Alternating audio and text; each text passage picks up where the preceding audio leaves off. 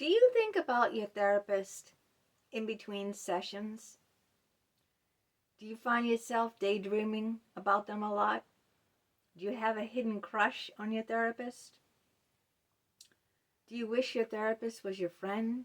Do you think about them all the time?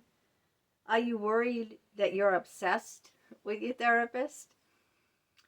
Have you been out of therapy for a while and haven't seen your therapist and still think about them and can't get and play over what they said in your mind? Well, you're not alone. I do too. And in this video, we're going to talk about being obsessed with our therapist. Hi, I'm Sandy Wyllie. Welcome to my mental health channel, where I talk about my own struggles, having borderline personality disorder, complex post-traumatic stress disorder. I talk about narcissism and schizophrenia, and I wrote a childhood memoir, Life with My Schizophrenic Father.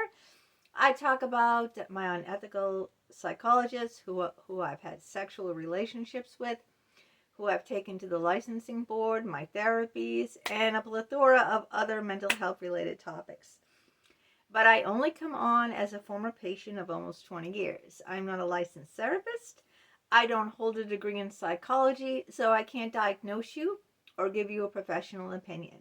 And all I ask in turn of you is your kindness and respect in the comments, please. Also, I want to say that I do believe in freedom of speech as long as you are kind and respectful. Some of my subscribers have said that YouTube deletes their comments. This is not me because, as long as you're respectful to me, I will never delete your comments. I'm very sorry if that happens to you. YouTube is really cracking down, becoming extremely strict lately. I have to worry about words. There's certain words you can't say, like I can't say the word that rhymes with tape. So whenever I want to use that word, I have to say it rhymes with tape.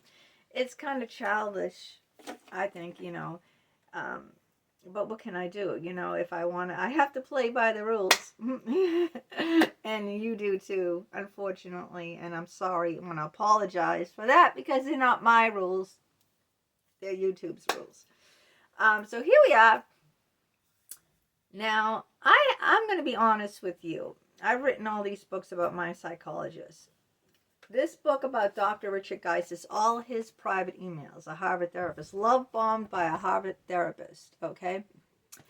I want to be honest. I made a complaint with the licensing board against him, and it's over 2 years. And the complaint is still in progress.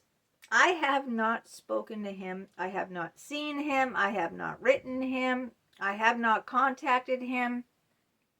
I have not looked him up on social media or any of those things that people do after they split up with someone. And after 3.5 years, I can honestly look at you in the face, well, in the camera's face, and tell you I still love this man. He's 22 years older than me. He was my psychologist for 16 years.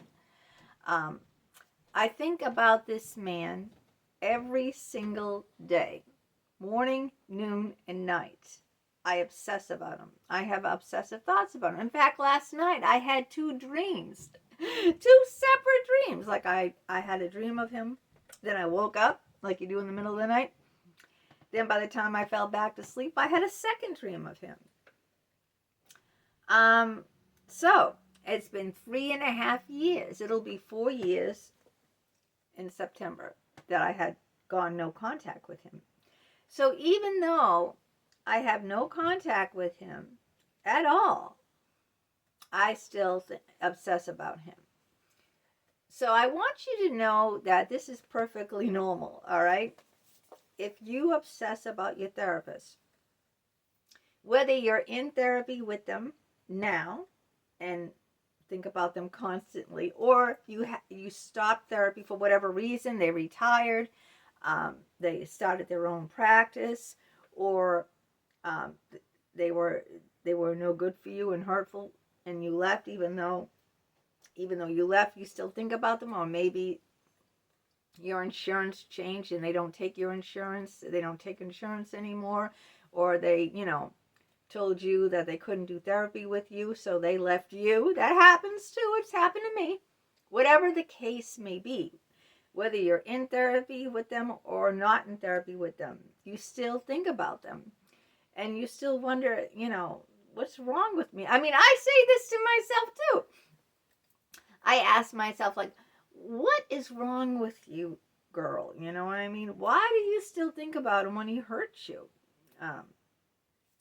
And to quote another therapist that I was seeing after or alongside with Dr. Richard Geis, he said to me, why do you want to be with someone who doesn't care about you or who's hurt you? And I asked myself that question, and the only answer I come up with is because I still have feelings for this man, obviously. Even if someone hurts you, people who get divorced or best friends that, ended the friendship, or you might have adult children that you don't have anything to do with anymore, or vice versa, they don't want anything to do with you. Even when a relationship ends, okay, whether it ends through, a decision one or two people make, or if it ends in death or retirement, if your psychologist retires, right? Whatever way it ends, or still, if you have those feelings for someone, I don't think they ever go away. Love never goes away. People might go away, but I don't think love ever dies. People die. People die all the time. But think about someone that who's died, right? If you really love that person, they're still alive in you, aren't they? You still remember anniversaries, don't you? You remember, like, I get a lot of people who say, well, and they say this on Facebook, they publicly announce it. Happy birthday, Mom, and happy 95th birthday, Mom in heaven. They'll say that every time it's their mother's birthday, even if their mother has been dead up for 30 years, they will still say, happy 95th birthday, Mom in heaven. And then next year they'll say, happy 96th birthday, Mom in heaven. And then they'll put all the pictures out, So what I'm trying to say is, it's perfectly normal to have loving feelings for your therapist, whether you're seeing them or not. And it's perfectly normal to be confused about those feelings, to miss them intensely, to feel like a loss.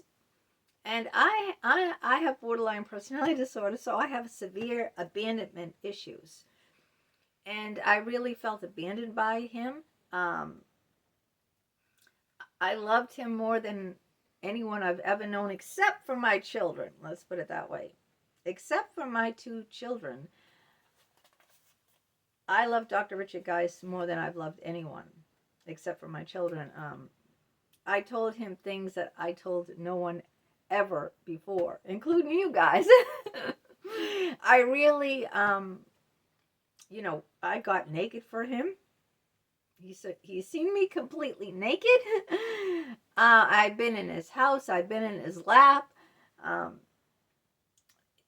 When my son was going for heart surgery, he came to the hospital and gave me support. One time I was in the ER. I thought I had the flu. And I called him up.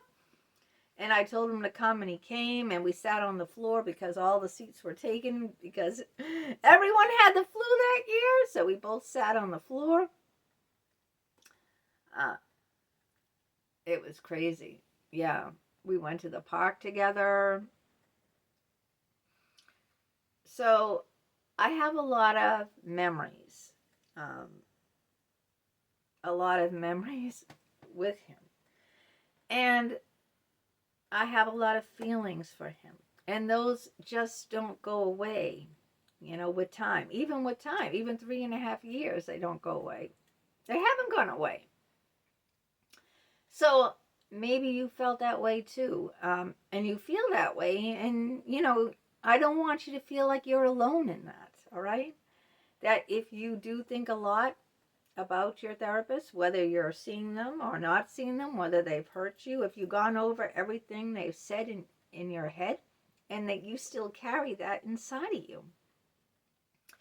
And I believe that it needs expression. I think love needs expression. Definitely love needs expression. And the way that I express my loving feelings that I can no longer express anymore to him in person is through my writing. Okay, I write books. I have a newsletter on LinkedIn, and I put up that every couple of days, 3 or 4 days, I write another newsletter and express it like that. You can express your feelings through art, drawings, paintings, sculpture. There's a lot of ways that you can express your feelings. Doing a YouTube channel. But I just want people to know that they are not alone, okay? That it's perfectly normal to have loving feelings for someone that you were very vulnerable with, who you poured your heart and soul out with, who you got very close to, very intimate with. Therapy is a very, very intimate relationship. I mean, we probably tell our therapists things we'd never tell anyone else. They know sides of ourselves that no one else knows. No one else knows those sides to us except our therapists. Because if you feel close to your therapist, you might feel that, that's an opportunity to be able to share in a safe environment, in a safe frame, parts of yourself that you never would with anyone else. And it's very hard to let that go. And I'm not telling you to let that go, all right? A lot of people say, oh, just get over it, or time will cure everything, like time has some magic thing.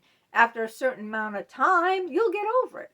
I don't think you ever get over things, and you never get over someone you loved. Not in my opinion, anyway. So that just becomes a part of you, It just becomes who you are. And that's okay. It's okay if it is. So let me know if you have feelings for your therapist. Maybe I'll make a new poll. I just thought of that now, My other poll was, have you ever been hurt by your therapist? Yes or no? And it seems to go up and down, but it seems roughly the same. It might be a little bit more sometimes. It might be like this, but it's not drastic. It's not like 80% said one thing and 20% said another. It's like 48, 52. That seems pretty even-keeled to me. It seems about half of you have been hurt by your therapist and the other half hasn't. It's not exactly 50-50, but it seems pretty even-keeled. So I think after I do this video this morning, I'm going to go in and I'm going to do another poll for you guys. It doesn't mean I'm going to take down the poll I have up now, if you ever been hurt by your therapist. It just means I'm going to add another one. Have you ever had feelings for your therapist? Yes or no? So watch out for that one, okay? Be looking out for that poll, because I want you to answer. And you can elaborate in the comments. If you're interested in any of these books, all the links to them are down below in the description. They're all available for you on Amazon. If you'd like to support my channel and sober me up, you can always buy me a cup of coffee. The link to that is down below in the description as well. If you are new to my channel, welcome. Please hit that subscribe button in the lower right-hand corner. That way you will be notified each and every time a new video of mine comes out. It's 100% free. Stick around, take a chance.